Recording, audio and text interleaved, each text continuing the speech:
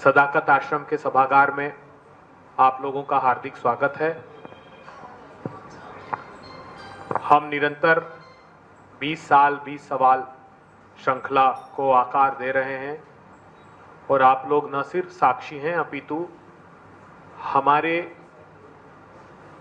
नेताओं की मुखर आवाज को जनता तक पहुंचाने का काम भी कर रहे हैं। इसके लिए हम आपके हृदय से आभारी हैं। आज हमारे बीच अखिल भारतीय कांग्रेस कमेटी के राष्ट्रीय प्रवक्ता, महाराष्ट्र के नेता अतुल लोंढे पाटिल जी हैं। वे आपसे संवाद करेंगे। हमारे साथ राष्ट्रीय प्रवक्ता अजय उपाध्याय जी भी हैं और कम्युनिकेशन डिपार्टमेंट के प्रमुख राजेश राठौर जी भी मौजूद हैं। मैं अनुरोध करता हूं अतुल जी से कि वे इस पत्रकार वार्ता को संबोधित करें। सबसे पहले आप सबको बहुत बहुत नमस्कार। महाराष्ट्र की, विशेषकर नागपुर की धरती से मैं आता हूं और पार्टी नेताओं का सभी का आभार व्यक्त। सभागार में, सदाकत आश्रम में मुझे उस कांग्रेस के इतिहास का हिस्सा बनने का मौका मिला है। मित्रों, 11 साल से जो देश में शासन है उन्हीं का अलट पलट के शासन बिहार में भी है। और जिसे अगर हम ये कह दें कि ये नेशनल धोखेबाज गठबंधन, इसकी जो सरकार है, इसने जो धोखे किए हैं वो धोखों को उजागर करने के लिए मैं आज आपके समक्ष उपस्थित हूं इस बिहार की पवित्र धरती में, बुद्ध की, महावीर की, पहले साम्राज्य की धरती में, कि इसे भी अपने झूठ से इतना लहूलुहान किया है। और अभी अभी जिस तरह से हरियाणा से और महाराष्ट्र से आए हैं झूठ बोलकर, तो वो सारी सच्चाई मैं आपके माध्यम से बिहार के जनता के सामने रखना चाहता हूं, क्योंकि जिन्होंने दिया है बार बार धोखा उन्हें बिहार कभी नहीं देगा मौका। ये जो बातें मैं बताने वाला हूं आपको, ये बातें सुनकर आप देखिए, इन्होंने लाड़की बहन योजना चलाई थी। इसी तरह की योजना इन्होंने हरियाणा में, दिल्ली में, मध्य प्रदेश में, हमारे अभय जी का मध्य प्रदेश, वहां चलाई थी। और सरासर धोखा क्या किया मैं आज आपके सामने यहां वो रखना चाहता हूं। मैं सवाल पूछना चाहता हूं भाजपा से, विशेषकर एनडीए का जो मुख्य दल है, क्या आपने दिल्ली में 2,500 रुपया महिलाओं को देने की वादा किया था? वो वादा पूरा क्यों नहीं हुआ? और गरीबों को, विशेषकर उत्तर प्रदेश, मध्य प्रदेश और बिहार से, विशेषकर बिहार से जो गरीब लोग हैं, गरीब गुरबे के लोग, उनके घर तोड़ना आपने क्यों शुरू किया? उन्हें बेघर करने का काम आपने क्यों किया? हरियाणा में उस तरह से आपने 2,500 का वायदा किया था, अब तक दिया नहीं। मेरे पास सैनी जी का एक वीडियो है। वो सैनी जी कहते थे कि चुनाव के बाद प्रति क्विंटल किसानों को चावल का जो दाम है, धान का दाम, वो 3,100 वो देने वाले हैं। लेकिन उन्होंने वास्तविकता में 2,379 रुपए, केवल 2,379 रुपए दिए। यहां भी वायदे से मुकर गए। हालांकि महाराष्ट्र और बिहार दोनों चुनाव वो चोरी कर चुन कर आए हैं, ईमानदारी से नहीं आए हैं। रोज हाथ में आप वोटर लिस्ट लो तो पता चलता है किस तरह से इन्होंने गड़बड़ियां की, किस तरह से गड़बड़झाला किया है, यह स्पष्ट तरीके से रोज दिखता है। अब महाराष्ट्र में इन्होंने कहा था कि हम 2,100 रुपए देंगे लड़की बहना को। 1,500 रुपए पहले दे दिया, 2-3 हफ्ता एक साथ डाल दिया। चुनाव था, चुनाव को मद्देनजर रखे महिलाओं को पूछा नहीं। जो निकष आपने लगाए थे, जो पैरामीटर्स लगाए थे, उसके बारे में कुछ पूछा नहीं। और आज महिलाओं को महाराष्ट्र में डराया जा रहा है कि इनकम टैक्स आपका इन्वेस्टिगेशन करेगा, अलग अलग डिपार्टमेंट देखेगा क्या आपके पास पक्का मकान है, क्या आपके पास गाड़ी है, क्या आपके पास कोई सरकारी नौकरी है आपके घर में। और ऐसा कर उन्होंने 28 लाख महिलाओं को बाहर किया। और मेरी जानकारी ऐसे कि यही काम जो है उन्होंने मध्य प्रदेश में भी किया है। तो ये सारा जो काम है ये महाराष्ट्र में अभी चल रहा है और महिलाओं को हमें देना पड़ता है। इसलिए उन्होंने बाकी योजनाएं जो है गरीबों की शिक्षा को लेकर सारे विभागों की, समाज कल्याण विभाग, सोशल वेलफेयर डिपार्टमेंट जो है, उस मिनिस्ट्री के पैसे जो है वो सारे पैसे डाइवर्ट करना शुरू कर दिया है। तो आप बहनों को पैसा देने के लिए जीजा जी को और भतीजे को उनकी नौकरियों से, अलग अलग योजनाओं से, शिक्षा से, स्वास्थ्य से महरूम करने का काम जो है वो कर रहे हैं। सोशल जस्टिस डिपार्टमेंट से, ये मैं नहीं कह रहा हूं, संजय सिरसाट जी वहां के मंत्री है सोशल जस्टिस विभाग के, उन्होंने कहा है कि पहले 4000 करोड़ वर्क कर दिए, जबकि कानून है हमारे बजट में, SC/ST डिपार्टमेंट को बजट के 20% प्रावधान करना पड़ता है और उसे आप डाइवर्ट नहीं कर सकते। लेकिन कानून तो है ही नहीं, मैं करे सो कायदा, हम करे सो कायदा, इससे जो है वो बीजेपी का शासन चलता है।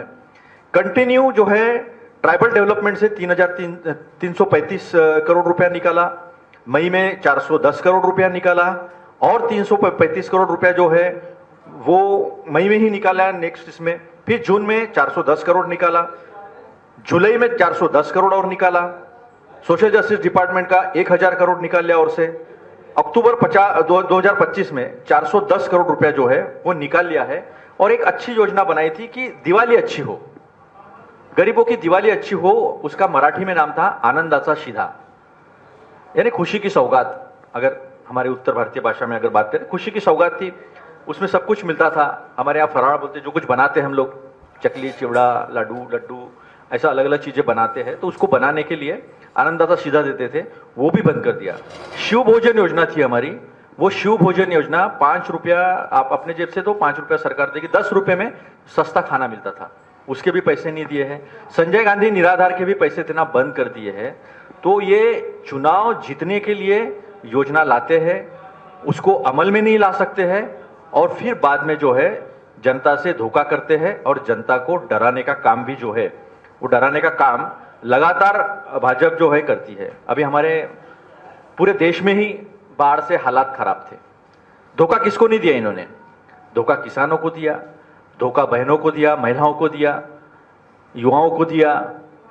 बेरोजगारी के बारे में आपको तो पता है, 2 करोड़ रोजगार से यात्रा शुरू होती है और अभी तक सबसे ज्यादा पलायन, यानी इनके पास 3 करोड़ 98 लाख जो है इनके पास आंकड़ा है, लेकिन मैं आपको बता दूं मेरे महाराष्ट्र में 2 करोड़ लोग से ज्यादा लोग हैं।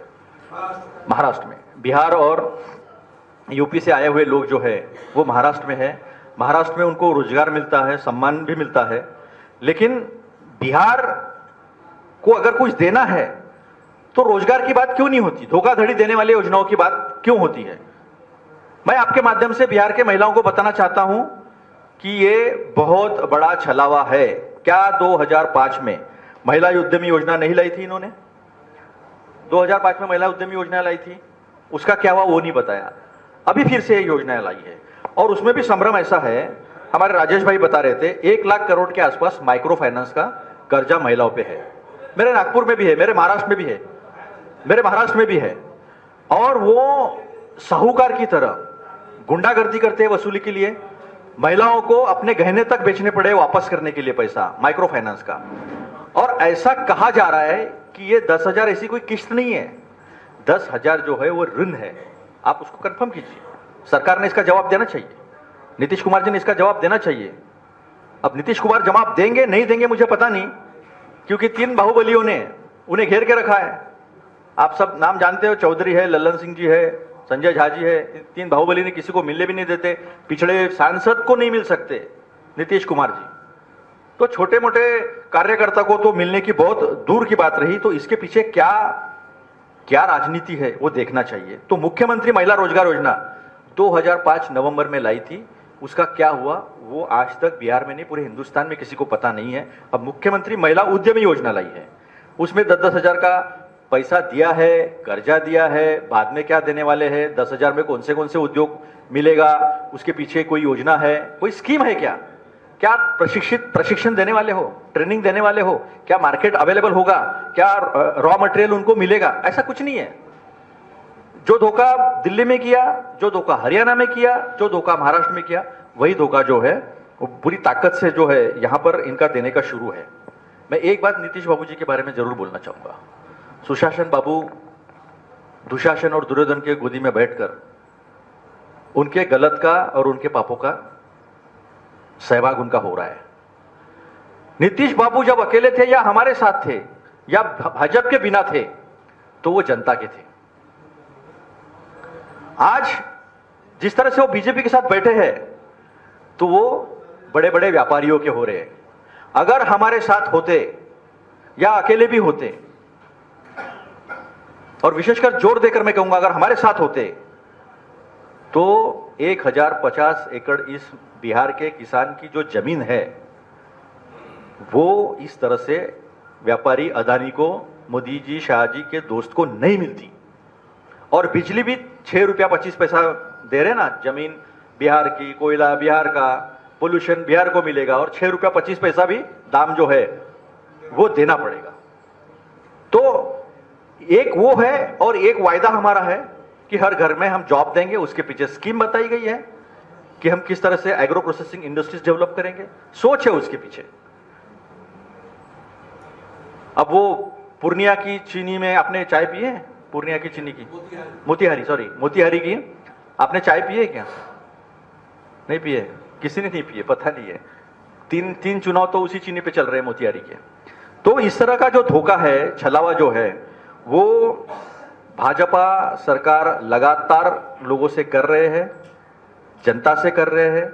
ना युवाओं को रोजगार की बात की, पलायन बिहार से रोकने की कोशिश नहीं की। हाँ, ट्रेन दी, आप जाके दूसरे राज्यों में मजदूरी करो, आपको आने के लिए छठ पूजा में हम ट्रेन देंगे, लेकिन यहां फैक्ट्री नहीं देंगे। एक जमाने का जूट, एक जमाने का चीनी मिल, मखाना का सिर्फ मखाना बोर्ड बनाना, बातें करना, लेकिन वास्तविकता में इनके पास कोई योजना देश में ही नहीं है, बिहार में भी नहीं है। 11 साल से केवल और केवल जो है वो छलावा है। एक वाक्य में अगर इनके शासन का और इनके तरीकों का अगर हमें विश्लेषण करना होगा तो यही होगा, ऐसा कोई सगा नहीं जिसे भाजपा ने, विशेषकर मोदी शाह के भाजपा ने ठगा नहीं। हमारे यहाँ शिंदे जी मुख्यमंत्री बनाए गए, आपको तो पता है महाराष्ट्र में किस तरह से सरकारें तोड़ी गई। आपको तो मैं बता दूं, ईडी के इंस्पेक्टर के फोन पे भाग गए लोग, पके आम की तरह झोली में। ईडी, इनकम टैक्स, सीबीआई जिनके ऊपर रेड किया, सारे नाम तो कई बार यहां पर आया होंगे, मैं नाम नहीं लूंगा, सबको डरा डरा के नई सरकार बनाई। और जब ऐसी प्रेस कॉन्फ्रेंसेस होती थी बीजेपी की तो सवाल पूछते थे लोग कि क्या चुनाव के बाद सीएम कौन बनेगा? सेम लाइन थी जो बिहार में इस्तेमाल हो रही है। हमारे पास वैकेंसी नहीं है, हमारा चेहरा बैठा है, नेतृत्व इनका है। ये देवेंद्र फडणवीस बोलते थे, उनको हम घाशीराम कोतवाल बोलते हैं महाराष्ट्र का। आप देख लेना, आप घाशीराम कोतवाल कौन था इतिहास में, बड़ा नाम था। वो घाशीराम कोतवाल जो है वो बाजू में बैठ के कहता था कि चेहरा यही है, आप नहीं, वो शिंदे, हमारा पार्टी कांग्रेस है, तो बाजू में बैठ के कहते थे कि हमारा चेहरा यही है और देयर इज नो वैकेंसी। अब बेचारे शिंदे गुदगुदा गए, फुदफुदा गए कि मैं ही बनूंगा मुख्यमंत्री। बाद में पता चला शिंदे जी का फोन उठाने के लिए कोई तैयार नहीं था। और आज कुत्ते बिल्ली की लड़ाई तीनों पार्टियों के मुखिया में चल रहा है, जिसकी वजह से हमारे यहां से उद्योग भी जा रहे हैं महाराष्ट्र से, सॉफ्टवेयर कंपनियां पुणे से जा रही है, क्योंकि सरकार का कोई ध्यान नहीं है। और बिहार वासियों को मैं चेताना चाहता हूं, ये दो लोग सब कुछ अपने दो दोस्तों को और गुजरात को ही देते। गुजरात भी हमारा हिस्सा है, भारत का हिस्सा है, उसके हक का रोजगार, उसके हक का उद्योग उसको मिलना चाहिए। लेकिन हमारे यहां से वेदांता फॉस्कॉन, बल्क ड्रग, सारा कुछ धौलिया में लेके जाने की कोशिश की। और धौलिया में क्या है, तो 2002 से दुनिया का सबसे बड़ा इंडस्ट्रियल जोन बनाने वाले थे, अब तक बना नहीं है। जैसा आपके यहाँ एम्स बना था, मदुरई में भी एम्स बना है, मैं दिखाता हूं मदुरई में, थोड़ा खोलना, दरभंगा में एम्स बना था। ये वहां पर मदुरई में हमारे मानिकम ठाकुर जी वहां के सांसद है, ये आप देख सकते हैं, ये कितना जबरदस्त ओटी है इसमें, हाँ, ऑपरेशन थिएटर है, ओपीडी है, बड़े बड़े सर्जन आ रहे हैं, कितना बड़ा बिल्डिंग है देखो आप। इतना बड़ा बिल्डिंग देखा नहीं होगा आपने एम्स का कभी, नेहरू जी ने भी बनाया एम्स, इतना बड़ा बिल्डिंग किसी ने नहीं बनाया होगा।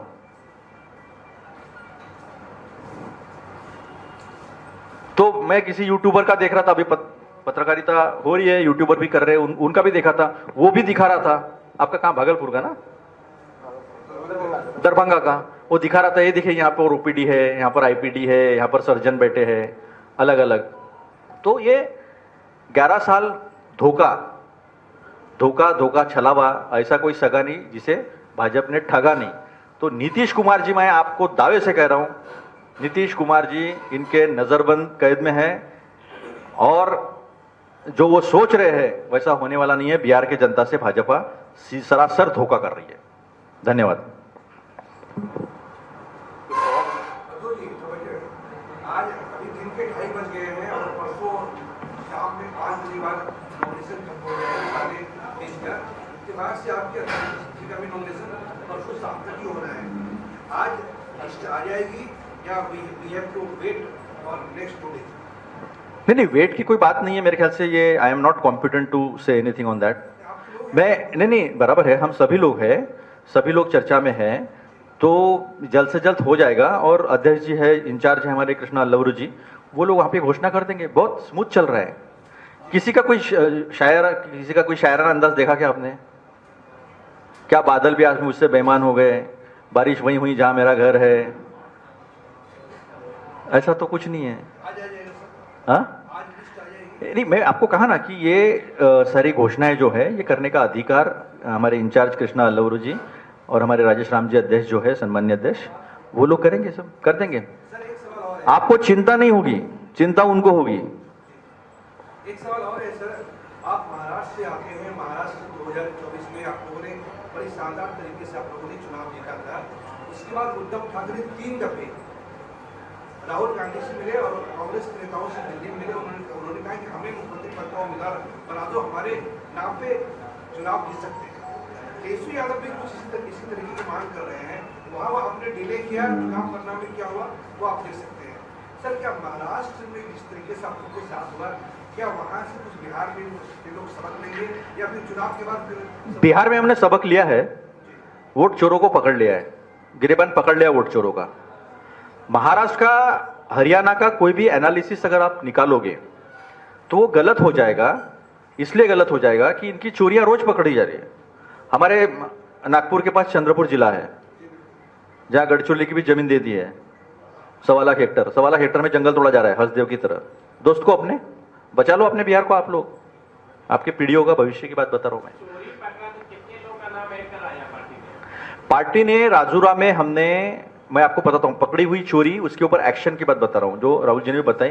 कामठी में भी हुआ ऐसा, 82 कॉन्स्टिट्यूंसीज है, चोरी पकड़ी गई धाराशिव में और राजूरा में, जिसके ऊपर हमने गुना भी दाखिल करवाया है। गुना दाखिल करने के बाद उन्होंने आईपी एड्रेस नहीं दिया, ईमेल के एड्रेसेस नहीं दिए, मोबाइल नंबर के एड्रेसेस नहीं दिए, कुछ नहीं दिया। अभी तक 13 महीने से कोई एक्शन नहीं है। पकड़ी गई है चोरी, मान ली इलेक्शन कमीशन ने चोरी। तो जनता के सामने ये सच्चाई सामने आई है कि इन्होंने चोरी की है, तो बाकी विश्लेषण का कोई मतलब नहीं रह जाता है। Thank you.